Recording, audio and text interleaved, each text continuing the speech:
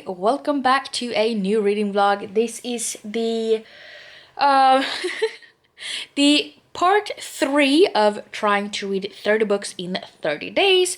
As you guys know, I'm a little bit behind from the last vlog, so I have a couple of books to catch up on.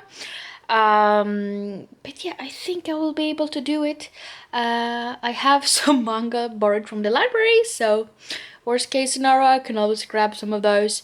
But yeah, welcome to a new reading vlog, and hopefully we crush this challenge. I don't only want to read manga and like ridiculously short books though, so I'm gonna try to get some a little bit chunkier books in there because, I like to challenge myself apparently. So the first book I've picked up is The Red Palace by Jane Hur. So basically we meet our main character Hyun, and she's an illegitimate daughter living in the capital. She also has a position as the palace nurse, and her hope is to finally win her estranged father's approval. But she's kind of thrust into the dark and dangerous world of court politics when someone murders 4 women in a single night, and the prime suspect is Hyun's closest friend and mentor. Shit happens, and honestly, I have not gotten far in this at all. I picked it up, read a few pages while eating my lunch, and then had to run away and run some errands. But I'm literally on page 9, and I swear when I read the first sentence I was intrigued. It says, "Follow me," physician Nanshina whispered, "and ask no questions." And then it's just like built up, and I have a feeling that some shit's gonna go down quite early on in the book, and I'm really enjoying this. And this is well, I mean, I'm only 9 pages in, but I'm very intrigued. But this is also like 312 pages or something like that, so it's really short actually, but I'm really intrigued. And so far I really liked her writing style, so I feel like this is a very promising read to start with, because I feel like it would be a very quick read indeed. But yeah, now I'm just gonna talk to you forever because I want to read this book. I'm really excited to read this one. Actually, I've been looking at it on my shelves for months, and I just knew I had to pick it up during this challenge because I cannot wait any longer. I haven't updated you guys in a few days because I haven't had much to say with it, but I did just finish the first book of this reading vlog, but it's like the 20th book of this entire challenge, I think. But yeah, I finished The Red Palace by Jane Hur, and this is a sort of a historical fiction mystery type of book. I know I've already gone over the premise, so I'm not going to talk too much about it, but we basically have our main character called Hien Ho. She goes by Hien, and she gets sort of wrapped up in this murder massacre type of deal, and her old teacher and mentor is the one being accused of this deed, and she is trying to prove the commander of the police force that he is wrong, and she's trying to find evidence that does not support what he is saying, that her friend did it. And I mean, from the very first page, I was very intrigued of this story. Definitely kicks up with a bang, but and that made me want to pick it up and read it, and I felt like it was such a quick read and stuff like that. But then after a while I felt it was kind of slowing down a lot. We didn't get too much backstory of the characters, because we only ever got back to Hyeon, for example. Her backstory was mostly the same sort of past scenes that you look back on over and over again, and you only got a little bit more information each and every time, but you didn't really get to learn that much new stuff. And that's how I felt about the majority of the characters. Even though this is a really short book, is 321 pages, I felt like maybe it would have profited of being a little bit longer to get more details and more descriptions into it. I felt like it dragged on a little bit, was too much back and forth between different suspects and their involvement and past crimes and stuff like that. And yeah, I don't know really, but I ended up not enjoying it quite as much as I had originally thought, since I've been wanting to pick this book up for forever. But I ended up giving this book 3.5 out of 5 stars. So I am picking up my second read. As you saw in the previous clips, this is Borrow My Heart by Casey West. It's a really short book, so hopefully I should be able to fly through this one. But this is a book I've been wanting to pick up for a while, and I just purchased it, just got it home, so I'm really hyped about this one. And we meet our main character Ren. She's a control freak. She likes order, she likes, you know, schedules and lists and everything like that, keep track of everything. But then one day this guy named Asher walks in through the door at the coffee shop. It turns out he has been catfished on the internet, and Ren pretends to be the girl he was supposed to meet to save him from embarrassment. So it sounds really cute. There's supposed to be a bunch of rescue dogs as well, so who doesn't want to read about dogs? So very late last night, I finished Borrow My Heart by Casey West. I read this entire book in one day, but once again, it's 265 pages, so it's very short. But I really liked our main characters, Ren and Asher, and they're like budding feelings for each other. I like the social media aspect of it. There's a lot of rescue dogs going on. Really cute. I liked Ren's friendship with Kamara. Definitely feel there's a lot of character growth in this book because Ren is obsessed with her rules and, you know, different kind of rules that the guys she dates has to follow, or she won't date them basically. And we will get a lot of time at the local shelter where Ren works, and we get to know this little guy named Bean. It's him right there, and trying to help him get adopted because he's very grumpy and doesn't really like a lot of people, and that's really cute. So there's like competitions and stuff. The plot, the whole Asher was catfished and she steps in to make him help him save face. I didn't really go down as I thought it would, and I like the conflict that always comes up in these types of books. Wasn't really what I expected, and the twist that did come up, didn't really enjoy that part, and I feel like it was resolved way too quickly anyways. So I wasn't too happy about the ending. I feel like the book would have been better if it was a little bit longer and a little bit more explained better, and let the complications, you know, take some time and stuff to play out. But yeah, I ended up giving this book 4.5 out of 5 stars because it was still a very quick read, really enjoyable characters, and a really interesting plot. So yeah, overall I really enjoyed it. And then, as you saw in the previous clips, I also ended up reading Dr. Stone, Volume 1, and he has to save humanity because of all turning to stone for over 3,000 years, and he has to try to turn everyone back.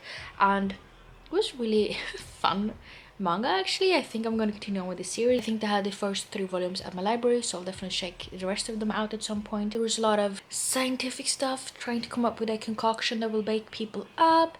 They run into some trouble. They're trying to reset the human world because, well, obviously there's a lot of scientific things that has gone, you know, missing and has gotten lost during those 3,000 years that they were asleep.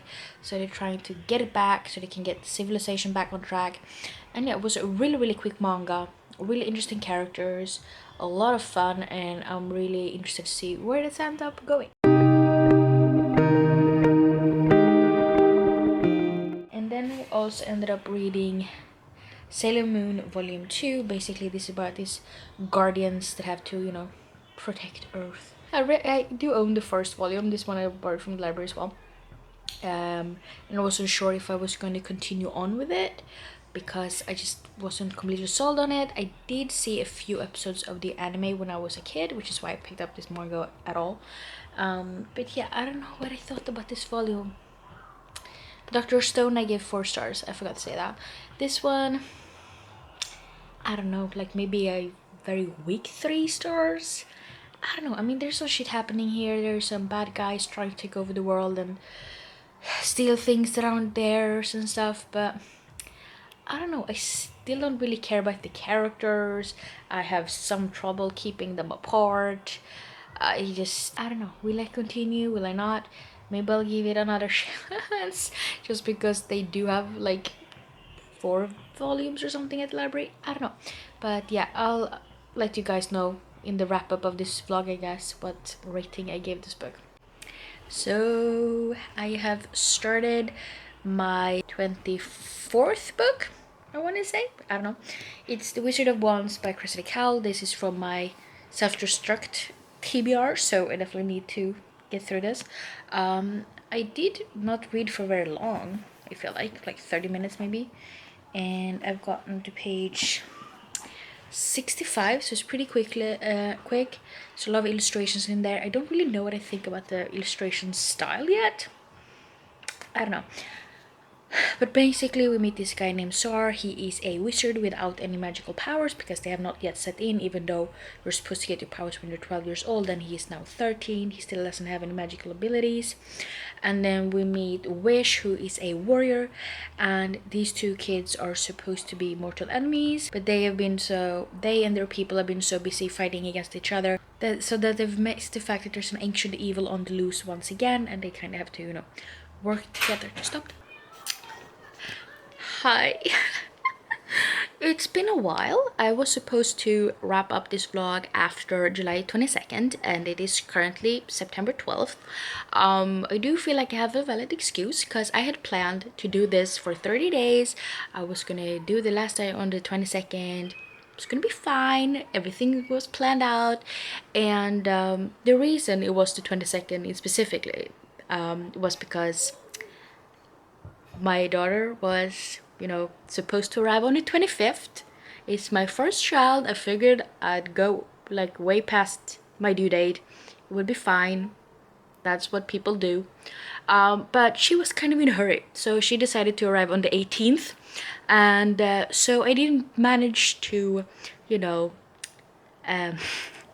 I didn't manage to accomplish this challenge, and I am devastated because I was doing so freaking good.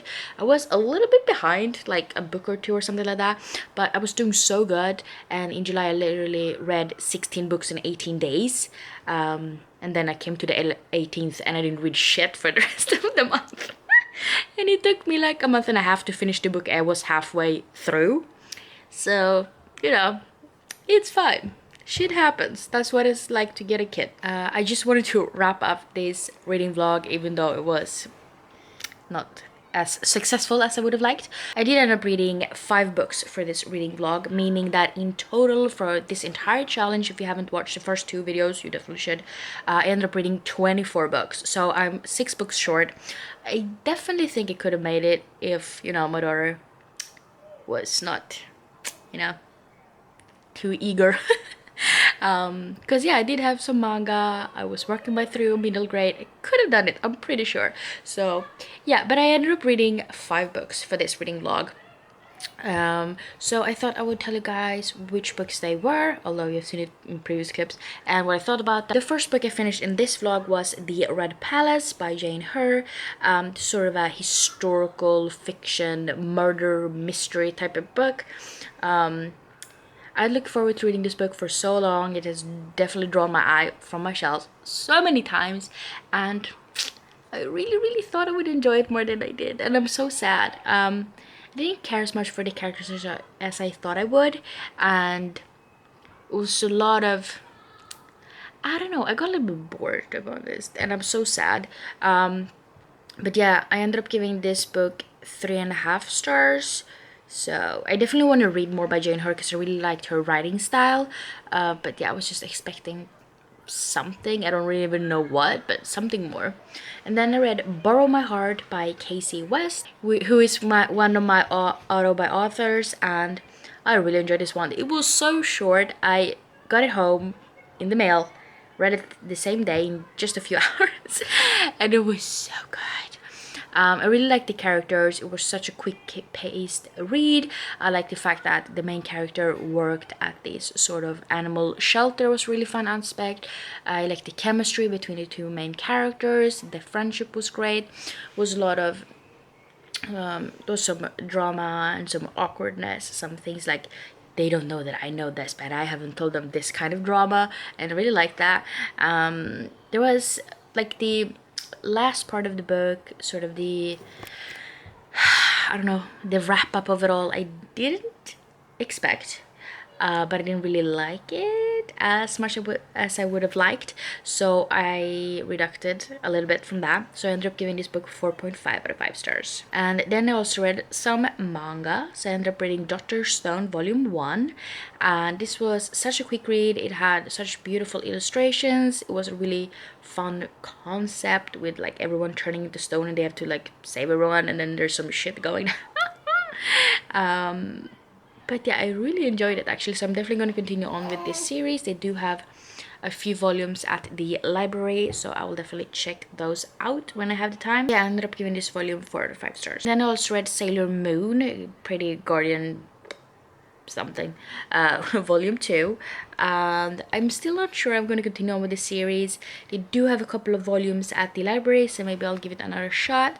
I definitely like this volume more than the first one because we've gotten to know the characters a little bit more. It's a little more stuff happening, a little bit more drama, there's some intrigue, but the main character, Sailor Moon, also annoys me a little bit.